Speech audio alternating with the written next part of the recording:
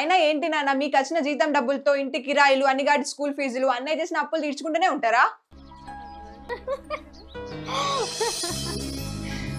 ఎన్ని దినాలైందమ్మా నువ్వు ఇలా నవ్వడం చూసి.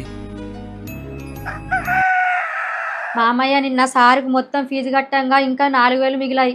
వీటితో సోనికి సైకిల్ తీసుకుందామా? ఇంకా 4000కు సైకిల్ వస్తుందమ్మా. ఒక 6000 ఉంటే జరంతా మంచి సైకిల్ వస్తుంది. నేను మిషన్ కుట్టిన డబ్బులు నా దగ్గర 2000 ఉన్నాయి మామయ్య. వాటిని ఇందులో కలిపితే 6000 అవుతాయి. సరే అమ్మా, ఈ రోజే పోయి తీసుకొద్దాం సైకిల్. నాకు సైకిల్ ఇప్పుడేం వద్దు నాన్న. అదేందమ్మా, మొన్నటిదాకా సైకిల్ తీసుకొని నాన్న అని నా ఇంట పడ్డావు, ఈ రోజేమో సైకిల్ వద్దు నాన్న అంటున్నావు.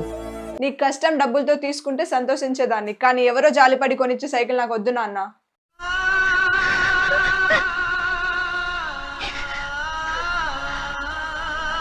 నిన్ను చూసి అందరు ఎగబడుతున్నారు, మరి నీకు సైకిల్ కొనిస్తా అని. ఏదో రోజు కాలేజీకి నడుచుకుంటూ పోతానావని పాపం అని వదిన నీకేదో సైకిల్ తీసుకుంటా అంటే నీకు ఎందుకే అంత పొగరు? ఆవిడ గారు నాకు సైకిల్ తీసుకునే బదులు అనిగాడి ఫీజు కడితే అయిపోవు కదా, ఇప్పుడు నీ డబ్బులతో నాకు సైకిల్ వచ్చేది.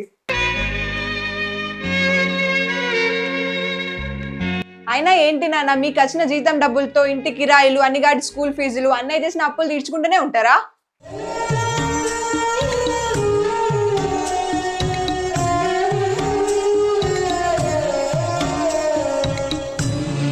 నాకంటూ మీరు సంపాదించింది ఏముంది నాన్న?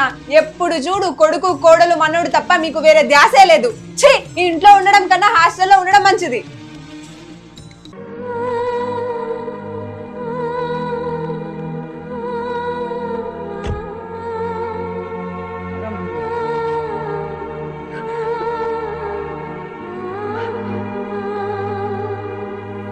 అసలు ఏం జరుగుతుంది ఈ ఇంట్లో? ఎప్పుడు సోని ఇలా మాట్లాడలేదు. కావాల్సుకొని మాట్లాడుతుందా లేక ఎవరైనా దీనికి నేర్పిస్తున్నారా? అసలు నాకేం అర్థమైతలేదు. ఇంకా నేను బ్రతికుంది ఈ ఘోరాలని చూడడానిక? ఆ భగవంతుడు నా భార్యతో పాటు నన్ను తీసుకొని పోతే బాగుండు.